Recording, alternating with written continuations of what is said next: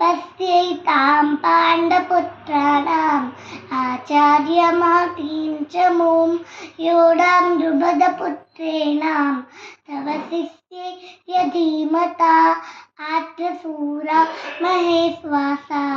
भीमार्जुनसमायुधि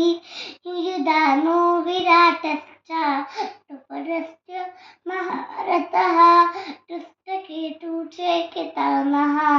काशीराजश्च वीर्यवान् पुरुजित् कुन्तिभोजश्च शैब्यश्च नरपुङ्गवः युधामन्युश्च विक्रान्तः उत्तमौजाश्च वीर्यवान् सौभद्रो द्रौपदेयश्च सर्व एव महारथाः अस्माकं तु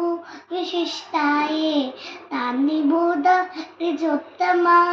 नायका मम सैन्यश्च